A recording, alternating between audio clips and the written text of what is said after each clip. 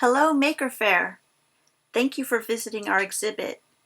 We are the Benevolent Order of Makers in California, and we are making personal protective equipment at home. Back in March, we began by 3D printing prototypes of face shield frames from the designs we found at the National Institute of Health.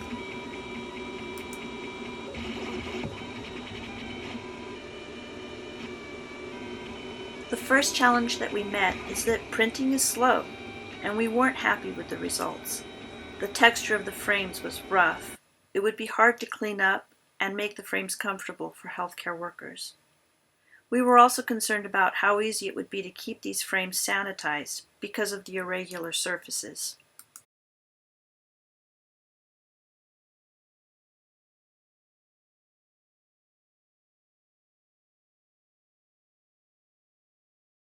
We could only print 2 frames about every 6 hours.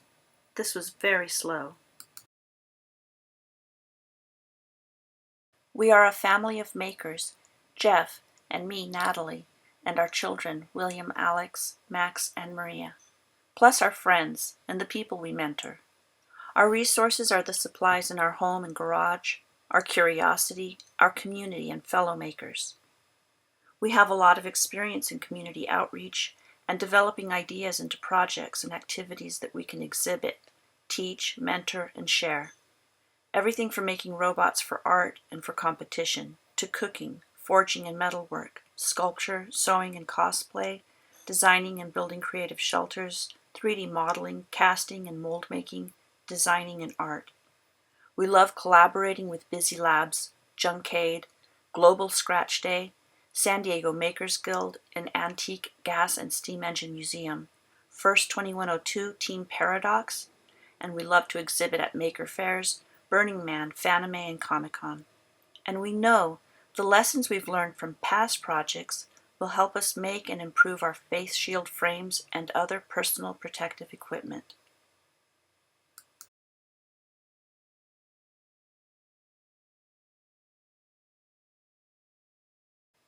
We decided to turn to William's experience with 3D design and modeling, mold making and casting. He's been making models and reproductions for art, for cosplay, and for practical use for a few years. He has experience with resins, silicone, metal, wood, and with taking his ideas and designs into 3D printed, CNC milled, and cast projects. Our mantra is, we make, we play, we share, and from play we learn.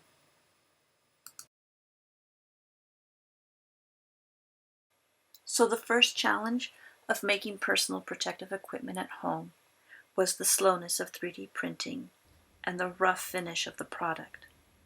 We decided to turn to making silicone molds and pouring resin to cast the frames. We could make multiple molds and make multiple face shield frames at once. Instead of 3D printing 1 frame every 5 hours, we could cast 4 or 8, maybe 12, hourly or faster.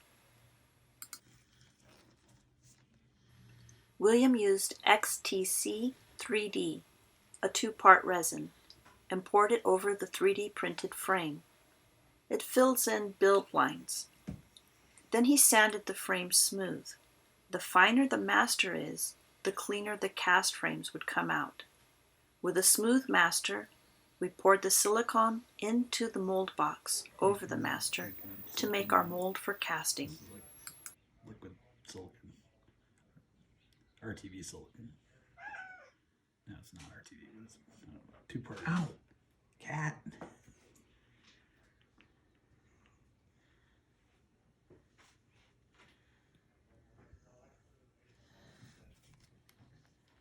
These black forms were made by Alex. They are mold boxes too. And here is a finished silicone mold with openings to pour in the resin. Here we see Jeff releasing the silicone mold. Next we can pour in the 2-part resin.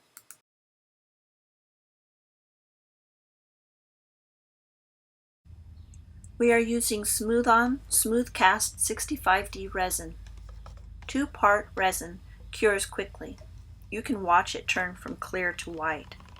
In 15 minutes, these frames will be ready to pull out of the molds. We've gotten better at this step of measuring, combining, mixing, and pouring the resin, but it is easier with 2 people.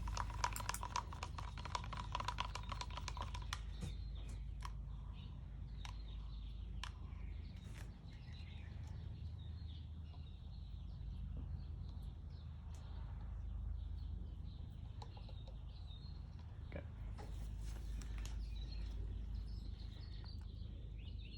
It's way more viscous than it usually is.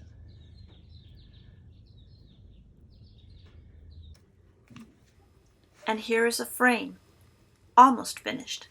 There will be some flashing and resin bumps that need to be cleaned up. But overall, the face shield frame comes out smooth. It will be comfortable to wear and easier to sanitize.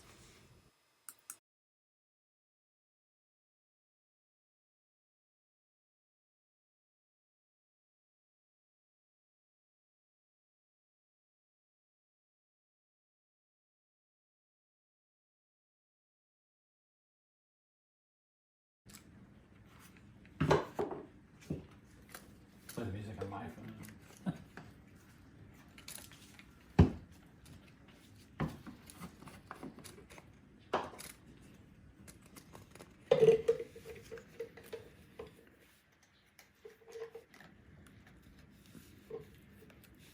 Right here's where it's going to rest on the forehead, and it's cut this nasty little bump. Yeah, that mold does. That one's going to take a utility knife.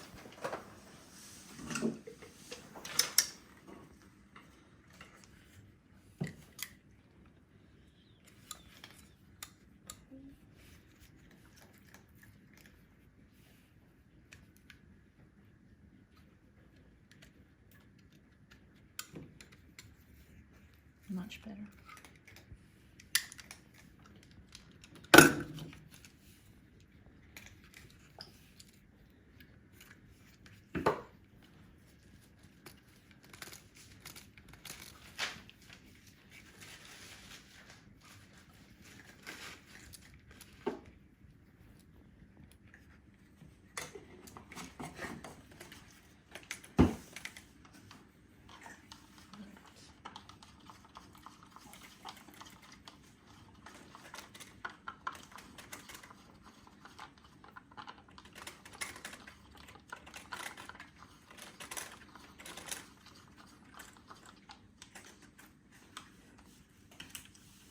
Okay, I'm gonna need some of the pour. Do you want to pour, William? By April 9th, we were ready for a pickup from one of our group's drivers. We made 75 frames in 3 days. Boom Nerds is coordinated with San Diego 3D Printing for a cause, and Kevin Bryce organizes all of the volunteers. And every one of those volunteers makes this whole endeavor possible. There are drivers, 3D printers, finishers, and fabric mask makers. Kevin makes contact with hospitals and clinics. He also manages fundraising for materials and maintains the website. To make silicone molds, we needed box molds, and 3D printing those box molds was slow. So we turned to Alex for his expertise managing the vacuum former. Yeah, we have one of those. Jeff refurbished it, and we recently painted it so it looks sharp. So shiny. Alex has used the vacuum former the most, and he got very good at handling its particular quirks when he designed and made crow masks for the Utah ballet production of Hansel and Gretel.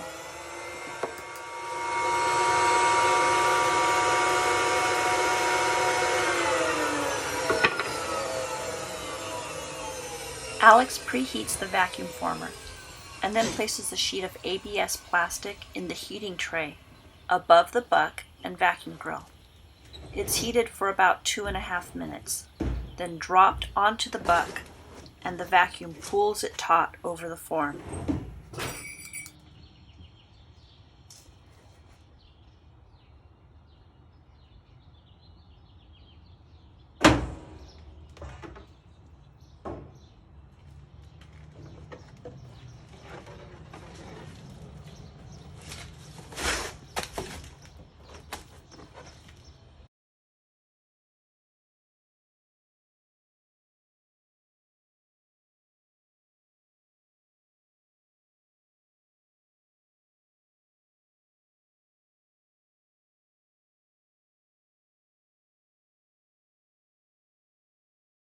Alex's crow masks were designed so the beaks opened and closed.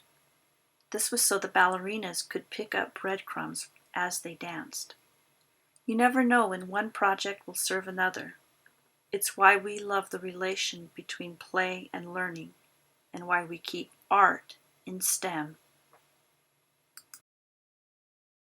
By making more molds, we were increasing the number of face shield frames we can make in a day.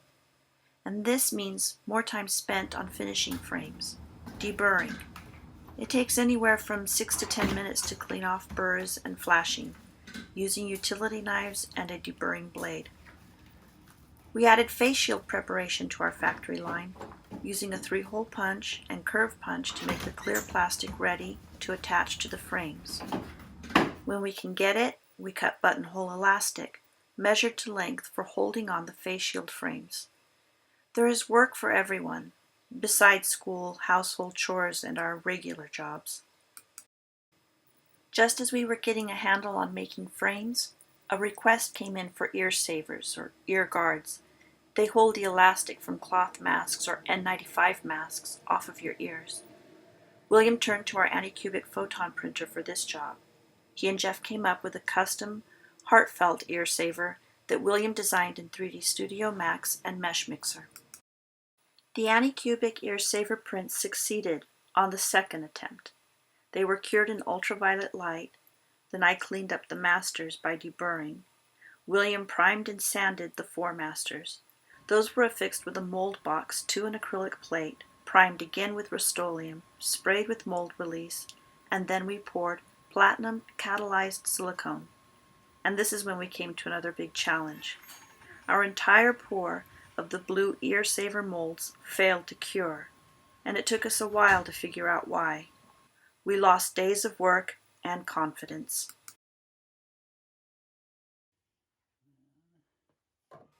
It turns out our platinum catalyzed silicone reacts with the resin we used to 3D print the first round of ear savers.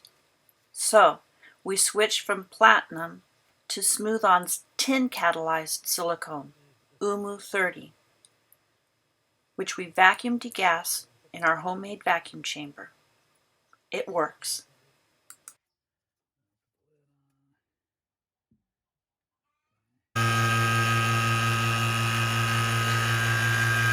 $27 Now it's going, see?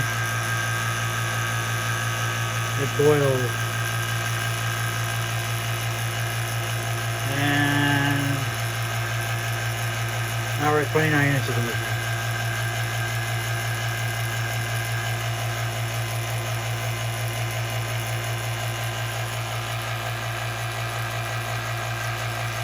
And then when it bubbles up and then it collapses like that, and that's basically all the bubbles that come out and pop.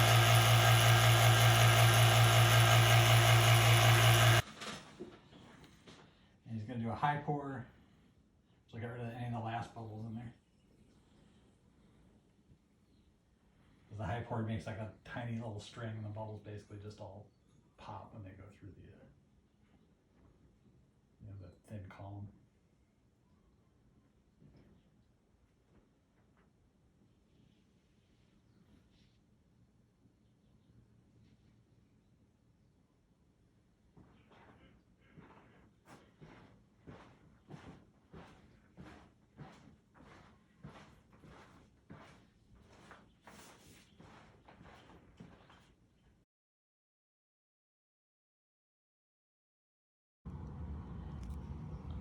So we've got some new ear savers coming out of the mold. These were cast, what, an hour ago?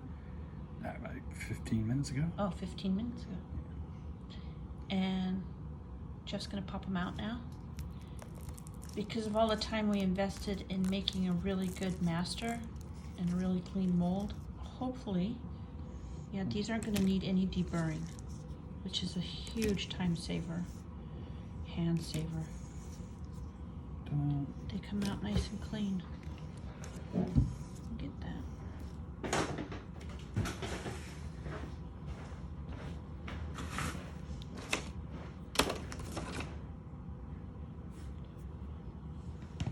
we don't have a good master, they come out like this, and it's labor intensive getting that cleaned up and smoothed out. So these new clean ones are going to be great. By April 24th, San Diego 3D Printing for a Cause had delivered over 1,600 face shields and processed and delivered more than 3,500 PPE, supporting 9 healthcare organizations, 100 hospitals and clinics. They were shipping in California and to the Navajo Nation at Tuba City in Arizona. We love playing with creative ideas and finding solutions to challenges, and seeing San Diego 3D Printing for a Cause helping more and more healthcare workers was great motivation for us to continue making personal protective equipment. So get it off your ear.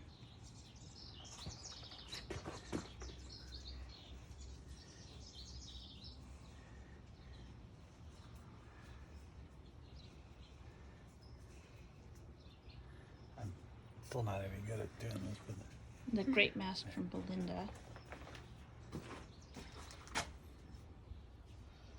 Ta-da! Is it more comfortable? Yeah, definitely. Sweet. Our latest challenge: make a smaller frame for face shields, something that uses less resin, needs less deburring. Again, we are trying to save time and increase our rate of production.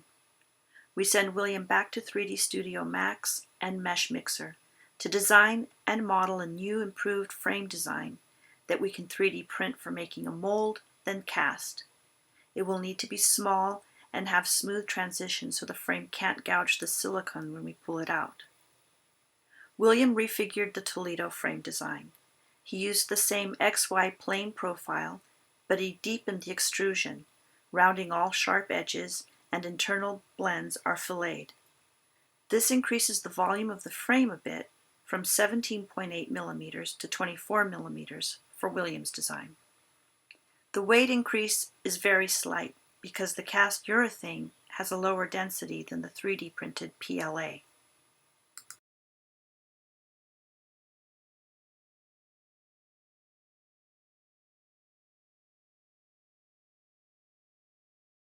As the new frame is being developed, we continue to make ear savers, and San Diego 3D Printing for a Cause continues to deliver more and more personal protective equipment, now to 4 states, including California, Colorado, Arizona, and Georgia.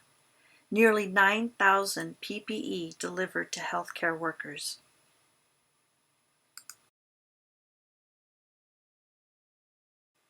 Shout out to Smooth On and Reynolds Advanced Materials. They make the stuff that we use to make the stuff. William's improved frame design is everything we hoped for. We used less silicone to make the molds, and the frames need less resin. And they can be deburred in under a minute. We have made 560 of these face shield frames so far.